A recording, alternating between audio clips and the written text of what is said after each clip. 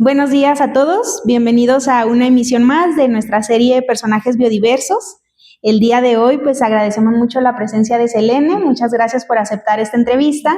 Pues Selene es una mujer ODAM, que es cineasta y que bueno pues ha tenido una vida llena de muchas aventuras por aquí y por allá. Y bueno, pues el día de hoy nos aceptó la invitación a esta entrevista para conocerla un poquito más. Entonces, Selene, pues muchas gracias por aceptar la invitación. Si quieres presentarte tú solita. Pues Chivangor, nape batka, nape moda mismatet nyok, anir Selene Galindo, chivacha der motuhamagin japalip nachushmat, nachuashwadu, nachukam tuhuan, to nachu masas dunia, chivji oya gyogu oya nam gyapil bahim.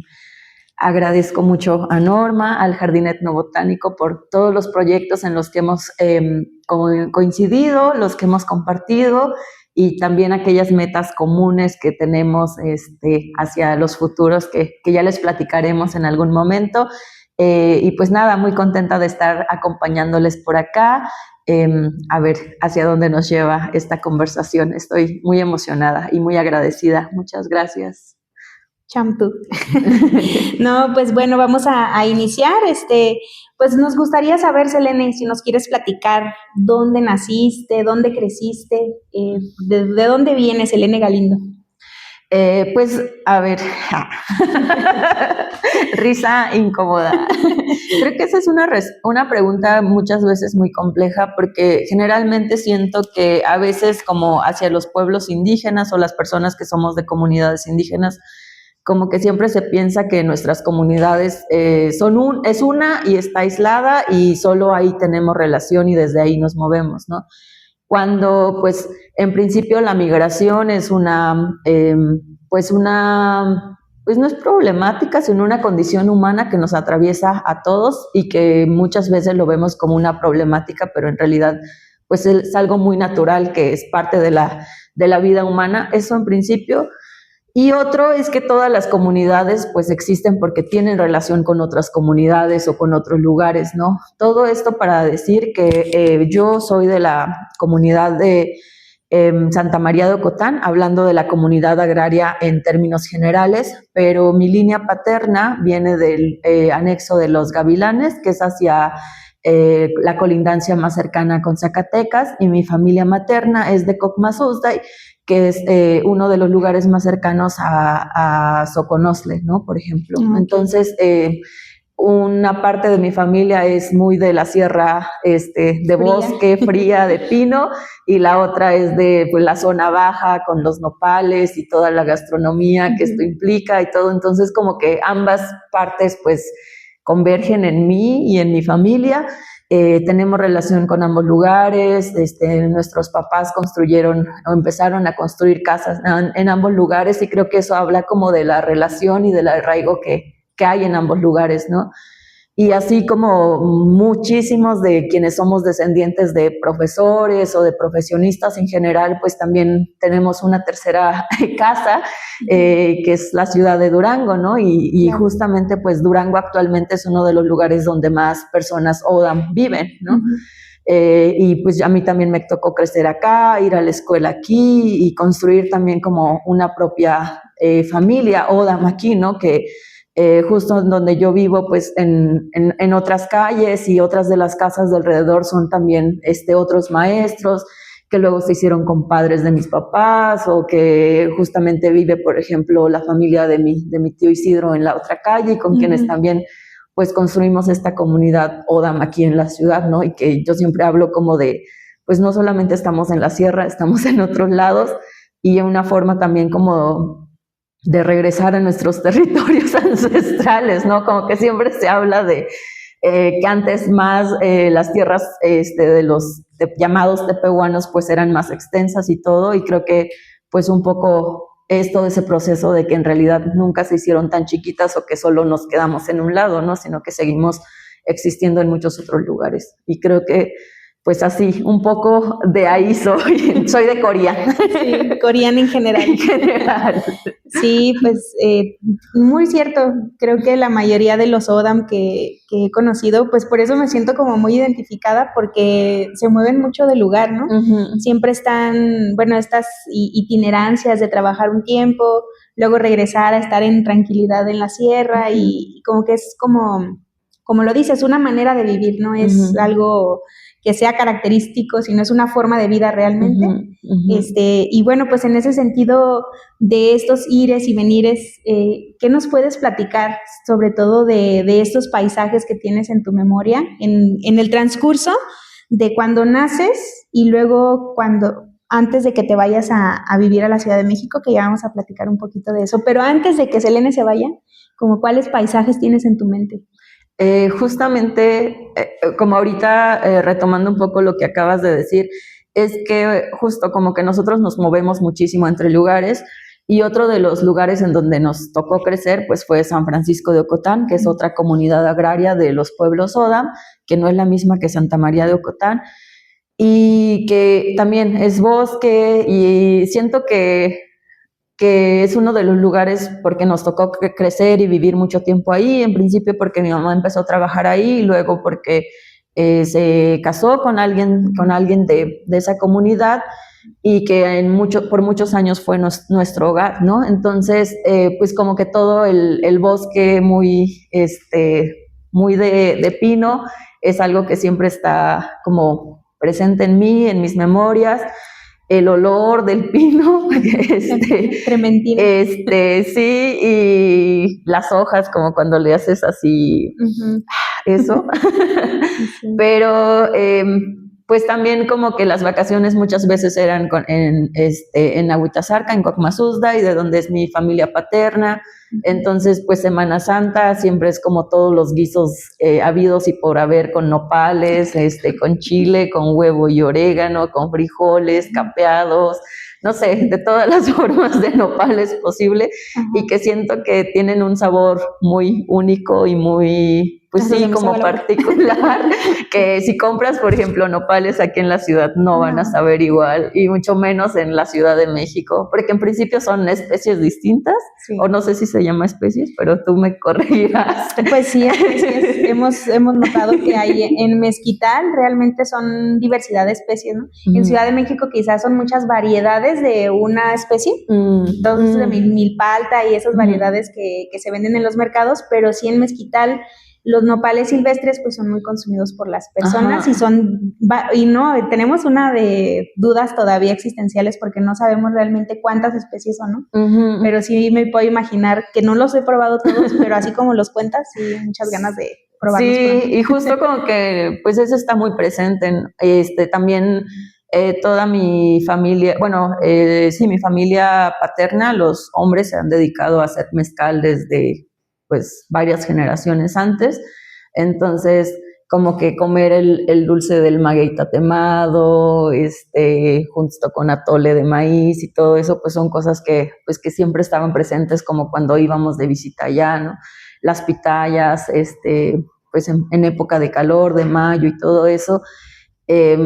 Como que siempre también las comidas están muy relacionadas a las personas, ¿no? De quienes nos traían eso cuando nos visitaban acá en la ciudad de Durango, y con quienes estábamos conviviendo también en esos momentos, ¿no? Entonces, esos son como que eso que llamamos medio ambiente, que es el espacio que compartimos y que vivimos y que construimos con los otros seres vivos. Uh-huh. Pues siempre es como en relación a qué estamos haciendo, ¿no? Como claro. Comer, a dónde ir, comer. Como verán, comer es muy importante para mí. Pero también el movernos, ¿no? Que era un poco como al punto al que quería llegar. Lo decías ahorita, ¿no? Muchas veces como personas Odam que pertenecemos a distintas comunidades o distintos anexos, que siempre vamos a tener familia en distintos lugares, pues nos movemos mucho, ¿no? Y las carreteras pues son un espacio muy importante para nosotros, para poder movernos, para poder relacionarnos. Por eso mucha también siento que la vida en la sierra se da a través de los caminos y de las carreteras, porque también son espacios de encuentro, ¿no? A veces te encuentras a gente y paras y te pones a platicar o compartes el lonche con la gente en el camino, y que siento que, a diferencia, por ejemplo, pensando en los paisajes que yo recuerdo mucho como ir en la caja de la camioneta viendo hacia el cielo y ver la luna moverse con nosotros, ¿no? Siempre nos perseguía en los caminos, o era lo que yo me decía de niña, pero también que era poder dormirte en la carretera, ¿no? Que es algo que ahora ya nadie hace o que muy pocas personas hacen, y es por también la seguridad que ya no existe, ¿no? Que no hay esa seguridad en la que a mí, por ejemplo, todavía me tocó crecer, pero que ahora ya es como imposible, o que ya nadie se ve como quedándose a dormir en la carretera, ¿no? Y que muchas veces también el quedarte en la carretera pues implicaba también por el tipo de caminos o los daños de los caminos, que es algo que todavía sigue siendo muy común, sobre todo los de terracería en época de pues de mucho lluvias y todo, que a veces no había paso, a veces había, no sé, 5 o 10 camionetas ahí estancadas y que había que esperar a que saliera el sol para poder salir, ¿no? Entonces, como que siento que muchos de mis recuerdos están muy en los caminos. Uh-huh. Sí, que pues es bonito, pero de cierta manera comparto un poco esa experiencia, y yo creo que sí, bueno, desafortunadamente muchas personas de la ciudad quizá no lo han experimentado nunca, ¿no? Eso de que te persiga la luna, sentir el aire, o esa compadrería de dar ride y de, pues como dices, compartir, hacer estas coincidencias, ese intercambio de saludos que me encanta en el camino. Esa es como una dinámica muy, pues todavía muy presente, y bueno, pues qué bueno que tengas esos recuerdos. Yo creo que los recuerdos nos rescatan de muchas situaciones en el día a día, ¿no? Sí. Y bueno, pues pasas ahí toda tu niñez y tu adolescencia, ¿entiendo? Y luego los azares de la vida te llevan a la Ciudad de México, así, a la metrópoli. Pues no sé si nos quieres platicar un poco de, pues, ¿qué te hace llegar a esta parte del estudio de la antropología? Que digamos que si nos enfocamos en ese inter podemos hacer unas 10 entrevistas, ya nos dimos cuenta ahorita en el desayuno. Pero pues la idea es que la gente conozca las diferentes facetas de Selene, con todo lo que implica. Y bueno, no sé si nos quieres platicar por qué decides estudiar antropología, en dónde lo haces, quién te dijo, o cómo llegaste ahí, quizá saber dónde hiciste la secundaria y la prepa antes, y luego en qué momento de tu vida inicias, ¿no? La universidad. Pues en realidad yo estudié la mayoría de la primaria aquí, en la ciudad de Durango. Bueno, el kinder y el inicial lo hice en Autazarca, en Cocmazuzday, porque era como el momento en que mi mamá estaba trabajando ahí, entonces me tocó un poco eso. Y sobre todo más kinder, a mi hermana fue a la que le tocó el inicial. Y luego en la primaria decidieron ponerme en una escuela acá, cerca del lugar donde vivimos. El kinder fue en Cocmazuzday. Y después de eso decidieron ponerme en la escuela acá en la ciudad, la primaria, y hice de primero a quinto en esa escuela, y luego el sexto año lo hice justamente en San Francisco de Ocotán, como que fue cuando mi mamá se estableció ya más como con su nuevo esposo allá y todo eso. Y la secundaria me vine un año otra vez acá a Durango, y luego hice segundo y tercer año en Guajolota, en el albergue de Guajolota, que muchos de los de la sierra nos tocó como estar en ese tipo de escuelas, que son escuelas secundarias técnicas, que pues tienes como las clases normales y estás como en un internado, y ya los fines como te vas a tu casa o a veces te puedes quedar y demás. Entonces como que tuve esa dinámica. Y la prepa, me regresé acá a la ciudad de Durango, estudié en la prepa diurna y estuve pues ahí los 3 años. A mí creo que es como muy común en algunos adolescentes o en muchos adolescentes como leer mucho durante esa etapa. Y a mí me gustaba muchísimo leer, entonces así como que me compraba muchos libros, empezó desde la primaria en realidad, como que cuando yo regresé, me fui a el 6º año a la sierra, había una biblioteca muy grande en esa primaria a la que yo llegué, entonces como que pues me tocó leer muchísimo, muchísimo, muchísimo y me gustaba mucho, como que empecé a agarrarle muchísimo gusto a la lectura, como los 10 años, 11 años más o menos, los 11 años, y ya como que fue algo que ya no solté, y en la prepa, pues yo estaba como en la especialidad de humanidades. Yo en ese momento quería estudiar psicología. Creo que también es algo que mucha gente pasamos por eso. Mucha gente que lee que pasa por eso. Sí, como que quiere ser psicóloga. Entonces yo quería ser psicóloga. Pero resulta que también como que mis clases honestamente eran muy deficientes.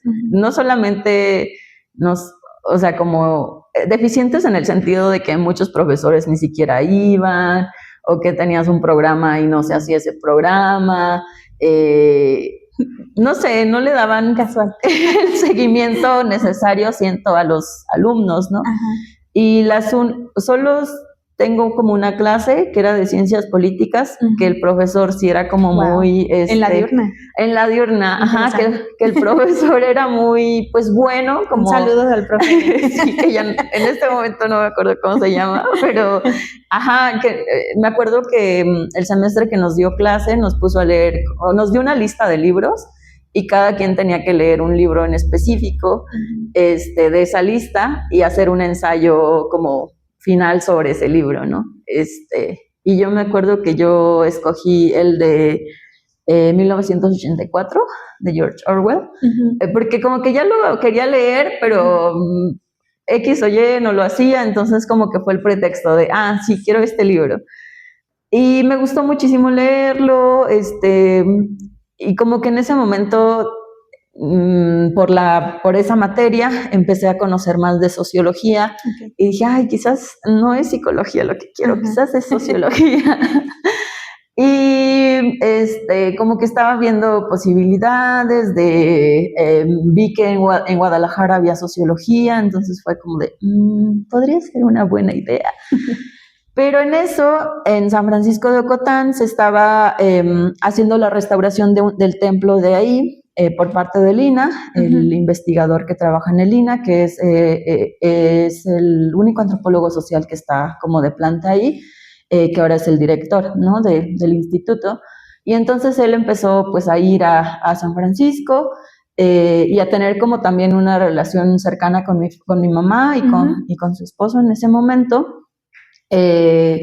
Y como a construir también como una pues, relación de que pues a veces llevaban material o no sé, dinero en mercancía, porque pues en ese tiempo la violencia era muy fuerte, había muchísimos asaltos y todo, entonces como que un poco ayudaron a llevar ese proceso y también como la relación con la comunidad, ¿no? Porque pues como sabemos todos los que somos de la sierra, cuando los proyectos tienen dinero y todo eso, pues genera muchísimas, entre expectativas, desconfianzas y todo, y pues al final, pues a veces es importante que haya gente que tiene como cierta confianza, que conoce y demás, como estar ahí mediando, ¿no? Les toca mediar muchas veces, y pues eso le tocó hacer a mi familia.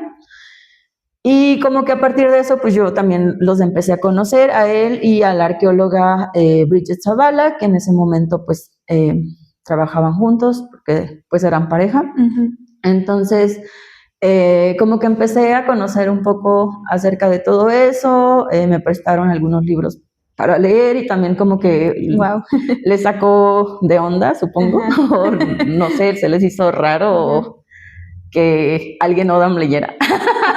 Que alguien Odam adolescente leyera.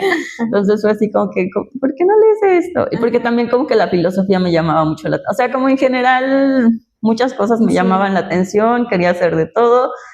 Y empecé a leer y fue así como que, bueno, como que sí, dije, bueno, quizás sí esto es más cercano a lo que quiero.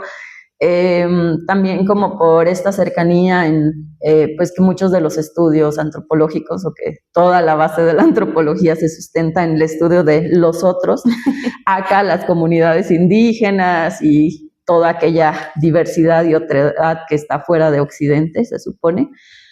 Entonces como que pues era como naturalmente un poco hacia donde mis intereses también me llevaban o con lo que más empataban. Y yo decidí como de, ok, esto es lo que quiero. Y como que en ese momento dije, pues me voy a ir a la ENA, que es la Escuela Nacional de Antropología e Historia, que está en la Ciudad de México. Pero creo que en ese momento, no me acuerdo si ya había cambiado, porque antes solo entrabas hacia enero. Ajá. Y luego ahora ya entras en agosto y solo hay un proceso al año para entrar. Entonces como que no me acuerdo bien cómo se dio, total que yo no me pude ir ese año o no apliqué ese año y ya me esperé al siguiente. Y ese año yo trabajé en CONAFE, estuve dando clases en CONAFE un rato. Y luego, pues ya como que, igual mi mamá tampoco estaba como muy convencida de que me fuera y siempre me decía como de, es que estás muy chiquita. Está chiquita. Y sí estaba, o sea, como que ahora digo, en ese momento era como de, no, ya soy una adulta, obviamente que puedo hacer mi vida y largarme a donde quiera. Pero no, pues sí estaba, o sea, en ese momento tenía 17 años. Sí, estaba. Entonces sí, como que digo, bueno, quizás sí tenía algo de razón. Sí. Pero también como que siento que siempre he sido muy de, voy a hacer lo que yo quiera. Y ella me decía que pues mejor estudiara otra carrera, la que sea, aquí en Durango, y ya para la maestría pues ya podía estudiar antropología e irme a donde yo quisiera y no sé qué. Y yo, no, eso suena muchísimos años. Y nada, como que pasó el año, conocí otras universidades, justamente gracias a Bridget. Me llevó a conocer la de San Luis, donde también hay antropología, y como que vi otras opciones, pero al final solo sí apliqué a la ENA y apliqué a la UAM, y por suerte quedé en las dos, y al final decidí pues irme por la ENA. No sé si hubiera escogido por la UAM ahora, como más consciente de muchas cosas. Si hubiera tenido la información que tengo ahora. Exacto. Si hubiera visto al futuro y luego regresado, hubiera escogido quizás la UAM. Pero la verdad no me arrepiento de nada. O sea, también como que en ese proceso pues me di cuenta de muchas cosas de la antropología con las que yo no concuerdo ya ahora, por ejemplo.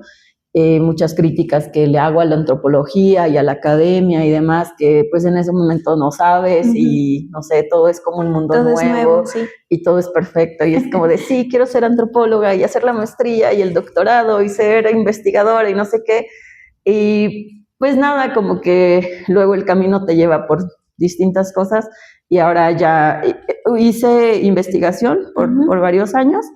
Pero ahora ya no me dedico a eso, ahora hago más cosas desde el cine y de la escritura como más creativa, y también como mucho de la labor que hago es interpretación y traducción y formación, como procesos de formación de cine, de escritura, que yo siempre renegué como de ser maestra.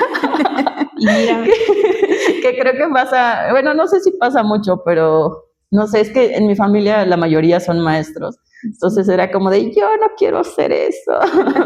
Pero también, o sea, como que yo veía que mi mamá disfrutaba mucho como estar frente a grupo, y ella como que cuando trabajaba con grupos de primer grado, era como con los que más le gustaba, pero además como que siempre lograba que todos sus alumnos leyeran. Qué chido. O sea, no sé cómo le hacía, pero así todos sus alumnos siempre terminaban leyendo. Y cuando tenía también alumnos que no hablaban Oda, terminaban hablando Oda, como al final del siglo. Ajá. Qué bonito. Entonces, como que, pues, pero mucho de su vida como que no estuvo tanto frente a grupo, hizo mucha supervisión de escuelas y así, y como que ella decía que siempre quería regresar.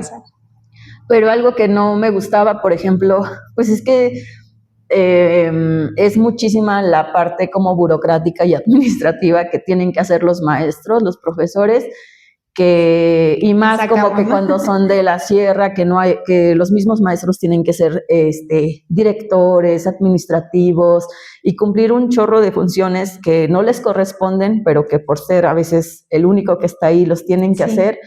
Pues es muchísimo del trabajo que podrían estar invirtiendo en hacer mejores programas, en adecuar actividades para sus alumnos. A sus alumnos, pues no lo hacen, ¿no? Entonces como que eso era yo no quiero eso. Y justo como que por eso decía yo como de, no, yo no quiero ser maestra y no sé qué. Y mírame ahora. Llevo muchos procesos de formación. Y me gusta mucho y los disfruto mucho y siento que, no sé, como que sí te da una energía muy chida. Y es como justo el intercambio, ¿no? Que se necesita intergeneracional, que es tan necesario y que, como dices, renueva las energías y las vibras, y que la docencia precisamente pues es un camino para lograrlo. Sí. Sí, entonces, bueno, terminas en la ENA y luego entras a una maestría en cine. Ajá. Sí, en resumen, sí. El camino no tan directo. Fue, bueno, estaba en la licenciatura y decidí hacer mi tesis de la licenciatura en Sonora, en Quitobac, Sonora, con el pueblo Tohono O'odham, que es como pues uno de los pueblos que tienen pues históricamente han vivido en todo ese territorio entre lo que hoy conocemos como Sonora y Arizona. Y como que yo quería hacer algo fuera de Durango, porque como que en uno de los como prejuicios o cosas más normalizadas dentro de la antropología es como de, eres de un pueblo indígena, pues regresa a estudiar a tu mismo pueblo, ¿no? Y es como de, mientras que a los que no son de pueblos indígenas siempre les decían como, no, pues vive la experiencia de la otredad y ve a conocer y no sé qué, y como que a mí me chocó que y era como de, no, pues yo también quiero ir a otro lugar. Y como que pensando en varias cosas, y quería como que siempre estuve muy consciente, como que quería hacer algo como en frontera, como un poco pensando, quizás no tan analíticamente, pero como que en ese momento como pensando en cómo muchas veces está como muy normalizado o muy encapsulado lo que es indígena, ¿no? Y como que sentía que las situaciones de frontera como que rompían eso, ¿no? Que es como, esto es indígena, esto no. Entonces como que era un poco lo que me llamaba la atención, aunque quizás no lo sabía conceptualizar de esa manera o sí, pues eso básicamente. Entonces estuve haciendo trabajo de campo allá, iba casi cada vacaciones, bueno, más bien cada vacaciones que podía. Y luego pasó que terminé la tesis, estaba trabajando en un proyecto de etnografía del INAH, un proyecto a nivel nacional que había en ese momento. Y yo en mi proceso como de hacer la tesis y de pues seguir estudiando y de cómo veía que funcionaba el INAH, como que me empezaron a surgir muchos cuestionamientos, ¿no? Claro. De esto es lo que quiero, así es como me gustaría trabajar. En principio sentía que no había diálogo con lo que uno producía o lo que uno hacía con las personas con las que uno trabajaba, ¿no? Como de cómo esta cosa muy simple que está como de cómo regresar el conocimiento, ¿no? Pero pues no es como solo de tengo ya esto producido, cómo te lo doy, sino cómo generar algo a partir de eso, ¿no? Y a mí eso sí me causaba mucho conflicto. Sé que a muchas personas, ¿no? Muchos investigadores es como de, bueno, pues yo ya hice mi chamba y eso ya le toca a otra persona. Ya ya va a servir de algo. Ajá, y pues sí, igual y sí, pero no siempre, y para mí sí era como muy importante poder, ¿qué hago con esto, no? Porque sobre todo, más bien como que sentía que no había como diálogo o apertura, como de haces tu tesis y qué, ¿no? Como nadie la lee, a nadie le importa y qué va a pasar con eso. Entonces como que estaba mucho en ese cuestionamiento propio Y de las últimas veces que fui a Quitobac, me encontré con un proyecto que se llama La Marabunta Filmadora, que es un proyecto que hacen como mucho video con las comunidades como medio para diagnosticar problemáticas sociales. Okay, como propias. Documentación. Sí, ajá, pero como más o sea, como que cada comunidad lo hace y ellos acompañan y luego lo muestran en videos, como de manera simple, algo así. Okay. Por ejemplo, si Marabunta llegara aquí, nos reuniría a nosotras y a los perritos, ajá, y así como de platiquen e identifiquen cuáles son como los problemas más importantes que ustedes detectan en esta comunidad, ¿no?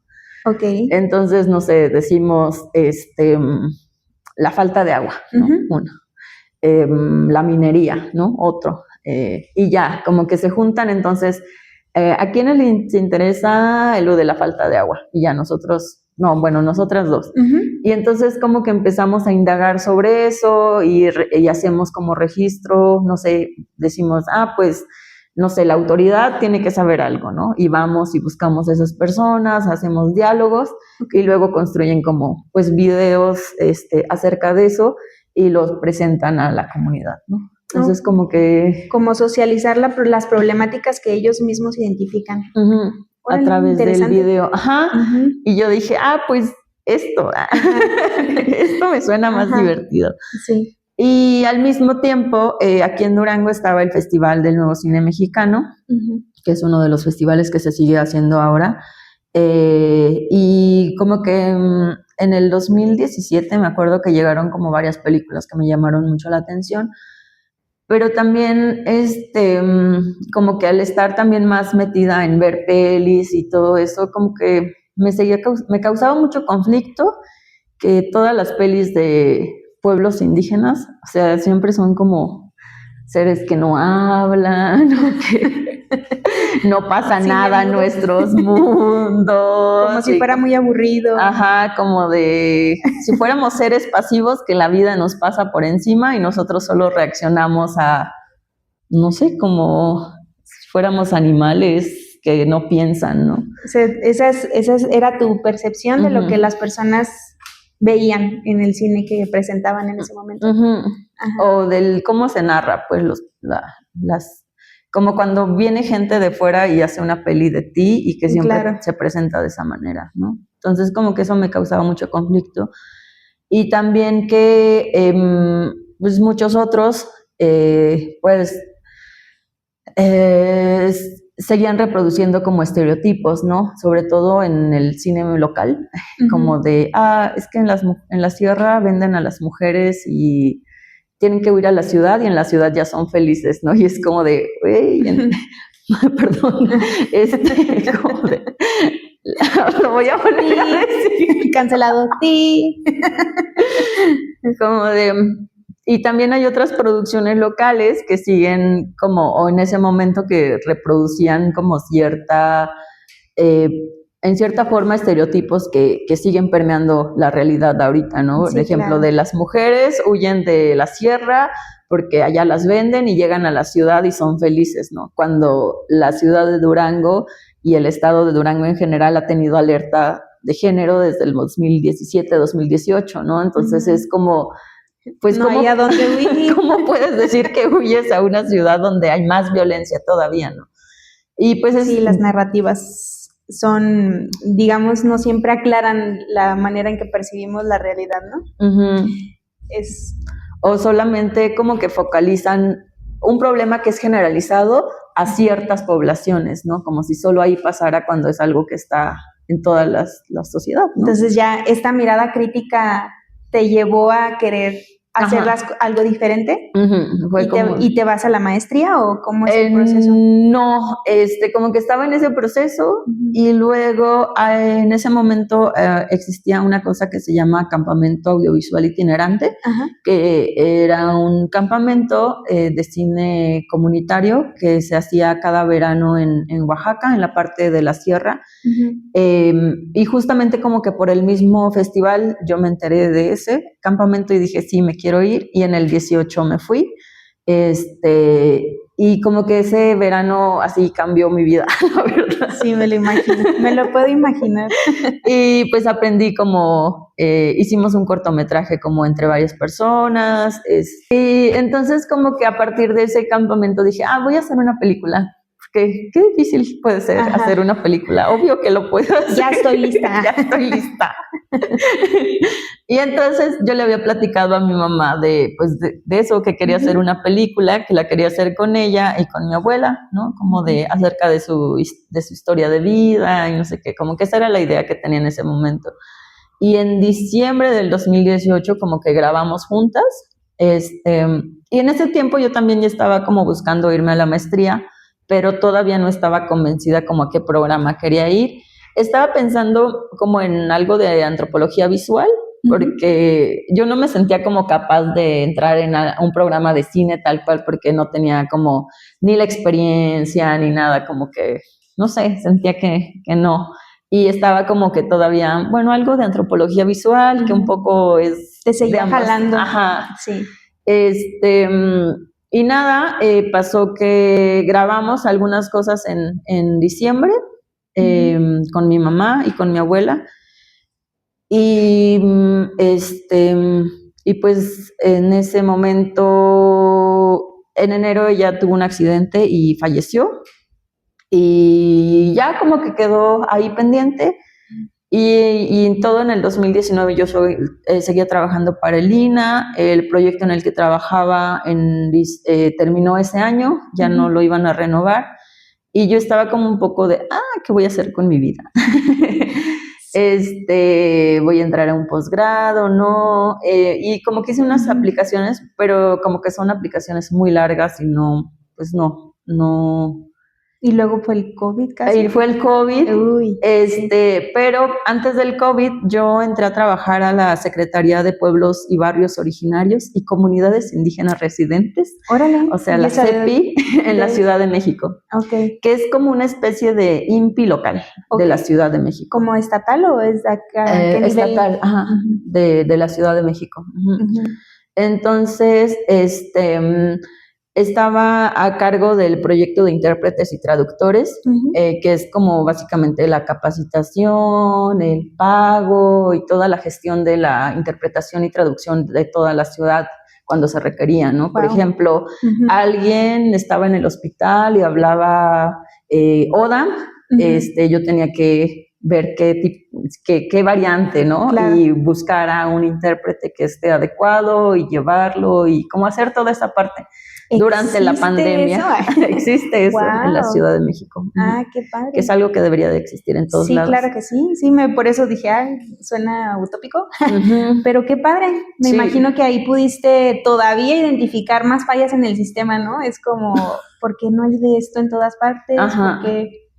Sí, bueno, ahora entiendo muchas cosas. Que tiene sus asegúnes y sus problemáticas, igual como claro. Todo eso, ¿no? Pero es que es muy complejo. Pero sí es algo que, pues sí que hace falta en otros lugares, ¿no? Donde no hay ni siquiera pago de intérpretes, que es algo que se sigue batallando con eso, pero sí, pues no es algo que tenemos aquí en Durango, por ejemplo. Entonces, estuve casi un año trabajando ahí y luego ya entré a la maestría y ya fue como cuando apliqué a la maestría de cine documental en ese proceso y pues quedé y también, o sea, como que con esta duda de si voy a quedar, no voy a quedar, igual apliqué a antropología visual a otros programas y pues igual como que he tenido la fortuna como de quedar en casi todas las escuelas a las que aplico y ya decidí que iba a irme por cine documental porque pues era más cercano a lo que yo quería hacer.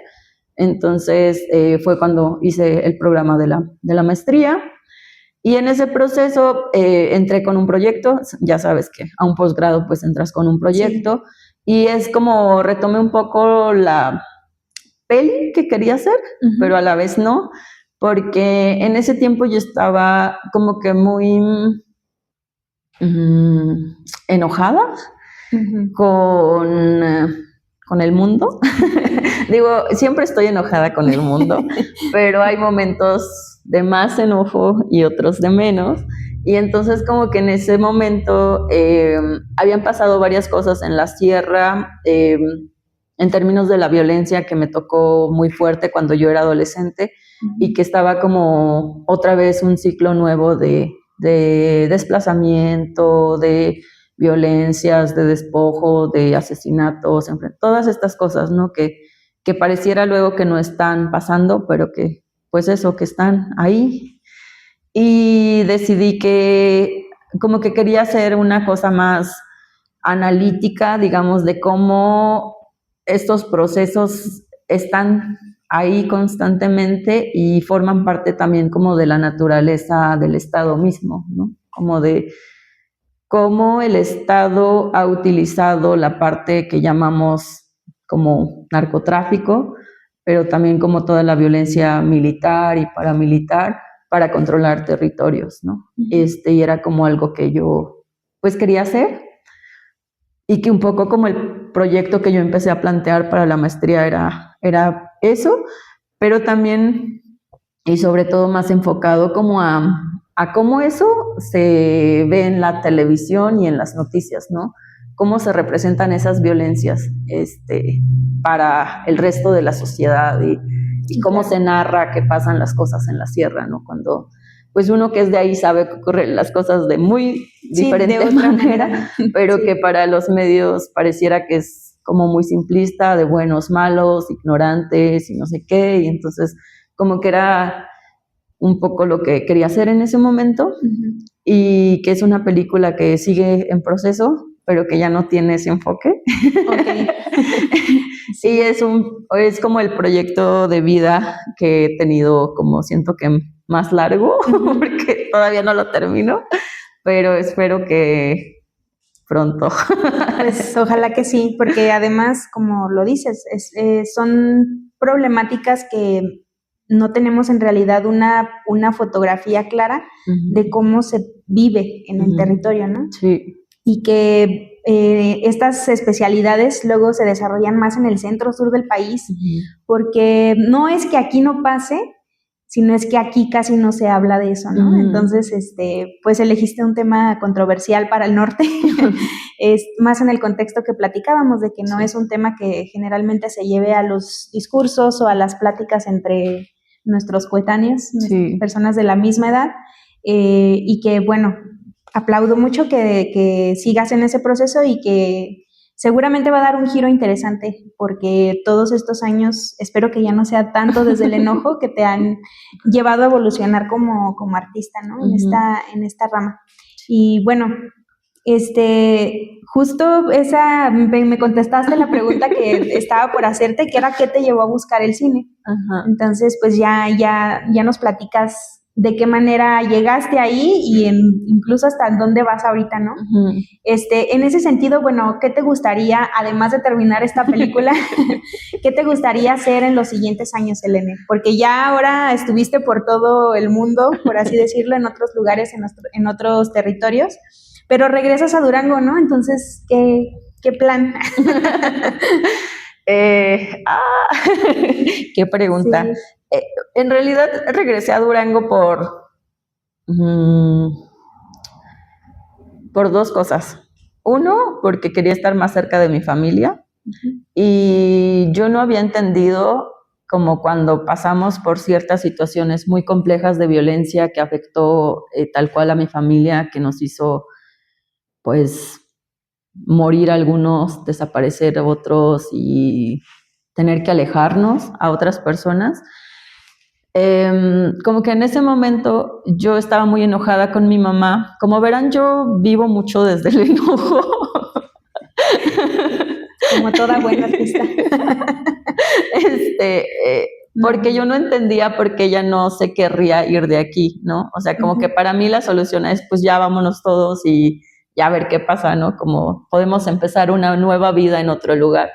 Y que fue un poco como, o sea, yo Selene, sí lo pude hacer y creo que también eso me dio la posibilidad de estar ahorita aquí de vuelta, pero pues creo que si yo hubiera tenido en ese momento los lazos como profesionales, familiares, con el lugar que mi mamá tenía, por ejemplo, quizás yo no me hubiera ido tampoco, ¿no?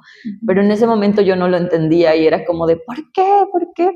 Y que ya muchos años después, pues digo, pues por esto y esto y esto, ¿no? Y creo que es lo que a mí me hizo regresar también, ¿no? Porque pues siento que como que analíticamente siempre se habla de cómo los pueblos indígenas tenemos relaciones con los espacios y que son relaciones espirituales y que la cosmovisión y que no sé qué, pero pareciera como algo muy abstracto, ¿no? Como de, bueno, eso sí, pero eso cómo se come, ¿no? Pues es que, no sé, si alguien muere, pues tú eres responsable de seguir y de dar continuidad a ciertas cosas y de ir a ciertos espacios y de poder sostener procesos y de que ciertos rituales son posibles porque tú estás ahí y tú no tienes que hacer cargo, ¿no? Entonces, que estas cosas como que pareciera que flotaran en el mundo espiritual y que no son tangibles, pues son muy tangibles porque es el bienestar que tú le puedes garantizar a tu familia. Hablabas de que cuando alguien se muere, incluso sigue esta tarea de darle seguimiento, sí, ¿no? Justamente como que muchas veces se piensa como que esta parte espiritual que tenemos los llamados pueblos indígenas, que es un término con el que yo siempre estoy peleándome, es como algo abstracto, ¿no? O solamente es ir y llevar y cumplir como que mucha de la narrativa dentro de la antropología es como de, ya hiciste eso y eso ya se terminó y ya cumpliste con tu responsabilidad y tu ritual, ahí se cerró, ¿no? Cuando en realidad, pues cada una de las ceremonias y de los rituales que nosotros hacemos, pues están relacionados con el que sigue y el que sigue y el que sigue, ¿no? Y que muchas veces cuando alguien muere, pues parte del proceso de duelo, pues es también sanarlo, ¿no? Y esa sanación pues se hace en comunidad y se hace en colectivo y alguien tiene que llevar a cabo esos procesos, ¿no? Esas ceremonias, ir a buscar el curandero, juntar a la gente, juntar a la familia, tienen que hacer eso que se llama uki, que es previo a la corrida del alma, que es el jotos, y luego ponerse bendito por un mes, y luego cumplir con las responsabilidades que tenían con la iglesia, por ejemplo, y no solamente una, porque resulta que fue a 7 distintas en otros estados, incluso hay mucha gente ODAM que pues lleva ofrenda a la Ciudad de México, a la Basílica, ¿no? Entonces son cosas que uno tiene que dar seguimiento de una u otra manera, ¿no? Y que, pues, aunque son procesos espirituales, o más bien porque son procesos espirituales, pues hace que también toda la familia se involucre, ¿no? Y que uno, pues son deberes y es chamba que a uno le toca, ¿no? Sí, claro. Entonces, como que, pues esas son las cosas que te terminan uniendo y a veces regresando al lugar de donde eres, ¿no? Entonces, como que eso también a mí me ayudó, pues obviamente como a vivir mi proceso de duelo, pero también como a procesar otros duelos de cuando yo era niña que no había entendido cómo se dieron esas cosas, ¿no? Y también a cuestionarme cosas y como que a partir de eso empecé a generar una conversación con ambas abuelas, ¿no? Y que un poco como que ahora esta peli es más sobre eso, ¿no? Entonces, y como duelos que me tocó a mí vivir directamente, pero también a mis abuelas y a nuestras generaciones anteriores, ¿no? Entonces, como que eso me hizo regresarme y también decir como de, bueno, es que sí quiero estar ahí, ¿no? Y quiero darle continuidad a eso y quiero ser yo ahí, ¿no? Que es algo que o sea, como que yo no paso tanto tiempo en la sierra como me gustaría, pero cada que voy es así de ya no me quiero ir de aquí. Y como que mi utopía o mi meta es en algún momento poder vivir desde la sierra, ¿no? Que es como algo que yo pensaba que no era posible hasta que conocí a otras personas que son amigas mías de otros territorios que sí están viviendo en sus comunidades y haciendo cosas desde ahí, ¿no? Y es como de, ¡ay! Es un sueño que sí puede ser, ¿no? Y que creo que es algo que nos falta muchísimo también como ofrecer esa posibilidad a Sí. otras generaciones que vienen, ¿no? Como que todos tenemos muy introyectado el de me tengo que ir para poder seguir haciendo cosas o poder desarrollarme o poder A ver cómo triunfar. se ve desde afuera.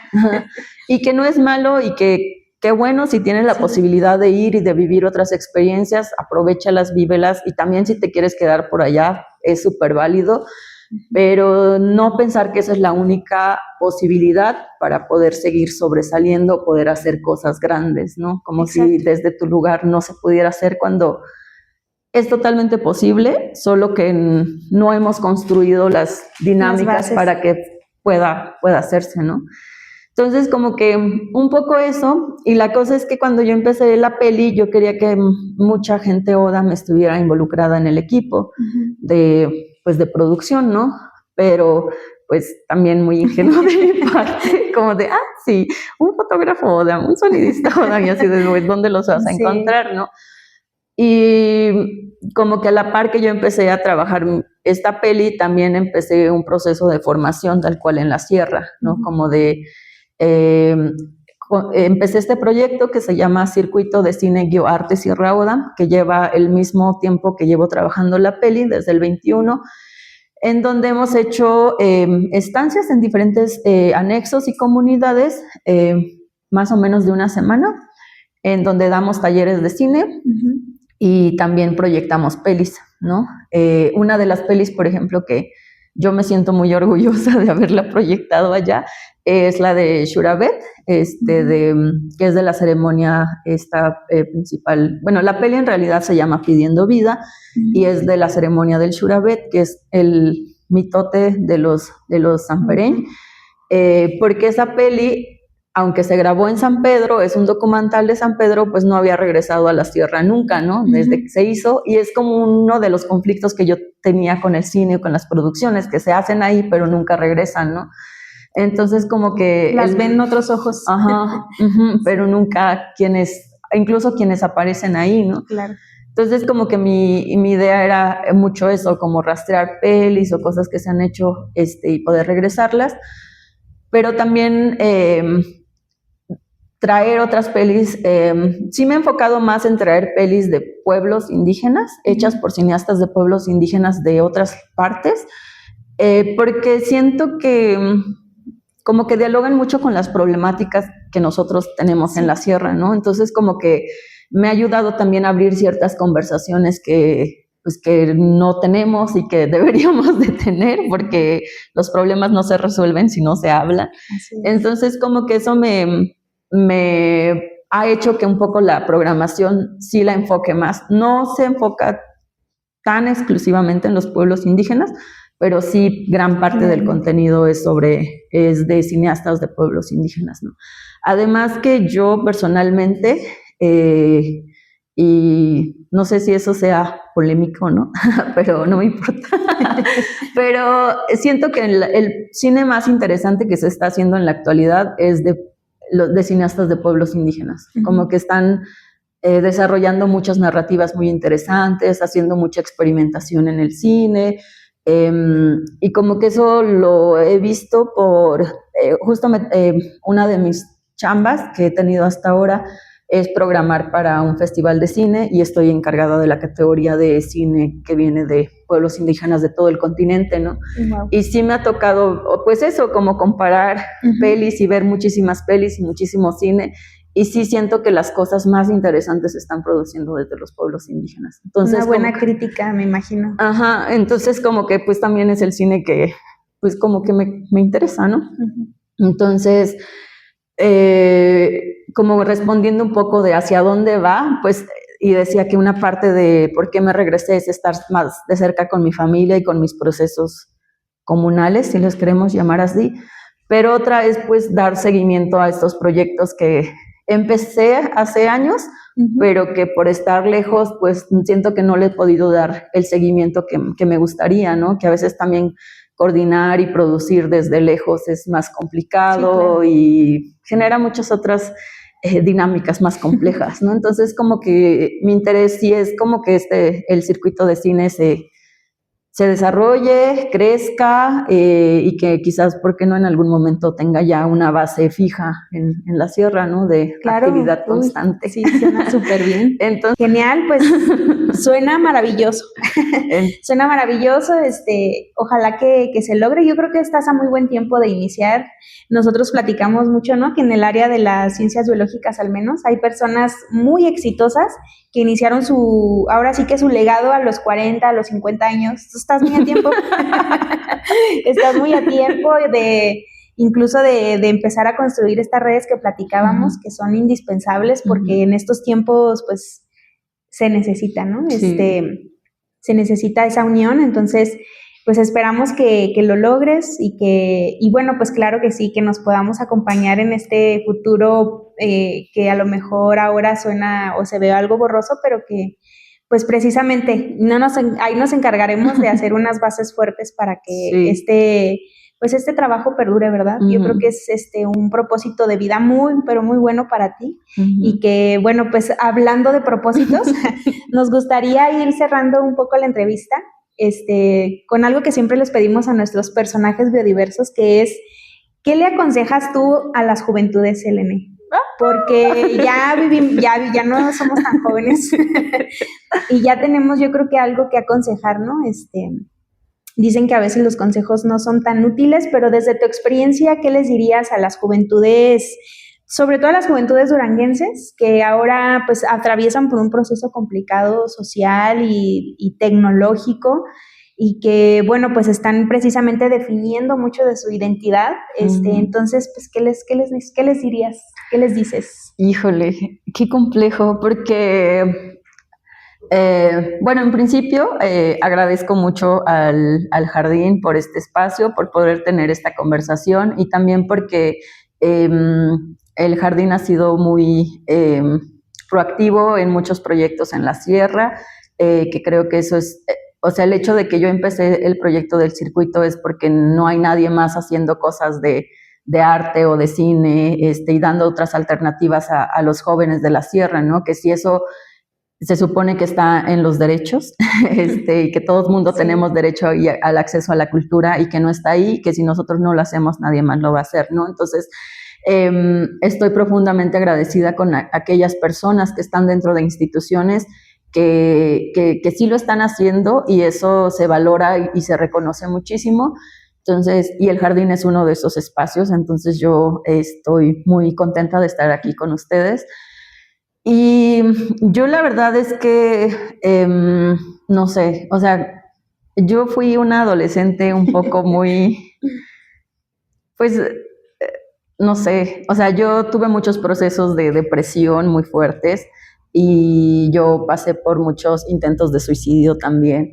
Y porque, pues, justamente decíamos, ¿no? A muchas personas, igual que ahorita aquí en Durango, les ha tocado pasar procesos de violencia muy complejos que los atraviesan y por lo menos yo tuve la fortuna de un antes y después de esa violencia, ¿no? Pero las generaciones que vienen posteriores, pues no, o sea, como que toda su vida ha estado inmersa en esta violencia y pareciera que no hay una salida, ¿no?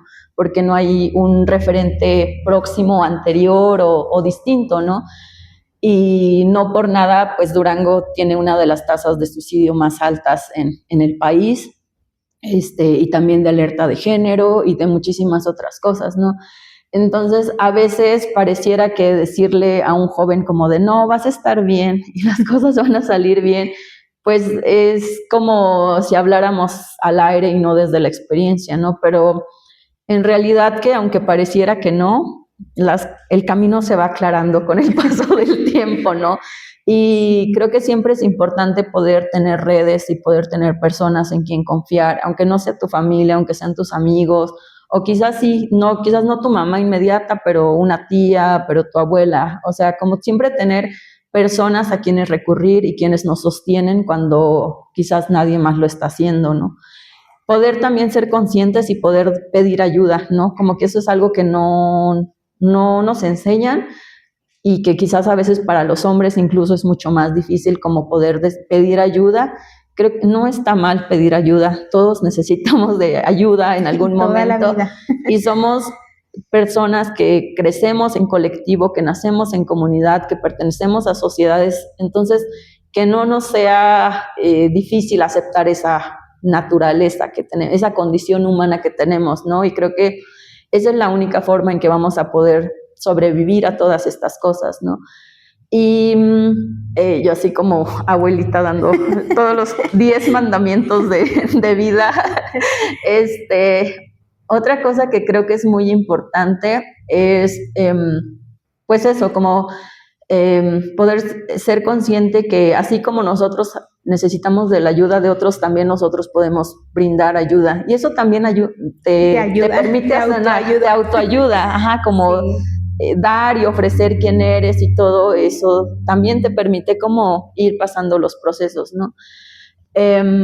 Y otra cosa que como que yo sentía, por ejemplo, que a mi hermana le causaba mucho conflicto, es como de tomar decisiones y decir a qué me voy a dedicar a la vida y como, ay, ahora si no, eso no funciona, ¿qué voy a hacer? Pues si eso no funciona, otra cosa funcionará. Uh-huh. Y a lo mejor algo que te gusta ahorita, en 10 años ya no te va a gustar y vas a querer hacer otra cosa, y está bien cambiar de opinión y está bien cambiar de intereses y de objetivos y todo. Nada está completamente dado y la vida es una constante secuencia de cambios y de flujos que van a todos lados, y pues como que no decir como de, ya no pude hacer esto, entonces ya no puedo hacer nada. Pues no, siempre se puede hacer una tercera, una cuarta, una quinta cosa, y eso no está mal. O sea, todo fluye en su medida. Entonces, eso, creo que esos son mis consejos de vida. Excelente. Pues son muy pertinentes en la realidad que estamos viviendo. Uh-huh. Y me parece que son muy esperanzadores porque precisamente es una invitación a generar redes. Uh-huh. Totalmente de acuerdo. Uh-huh. A hacernos responsables de nosotros mismos, aceptando que necesitamos ayuda y aceptando que podemos ayudar también. Entonces, bueno, pues esperamos que las juventudes que escuchen esta entrevista, que ojalá y que llegue a muchos públicos, sobre todo en públicos norteños duranguenses, para invitarlos a formar parte de esta comunidad, a sumarse a los proyectos que tiene en el futuro Selene. Uh-huh. Y que, bueno, pues esperemos que se vaya haciendo algo, como dices, ¿no? Fuerte y que perdure en el tiempo. Sí. Entonces, pues, Taksha, y esperamos volver a tenerte en una futura entrevista, Selene. Sí. Pues muchísimas gracias por tu tiempo. No, Taksha al jardín y Taksha Norma por esta oportunidad, y esperemos vernos pronto por acá. Bueno, pues nos vemos en otra emisión de esta serie de personajes biodiversos, y pues muchas gracias por sintonizarnos.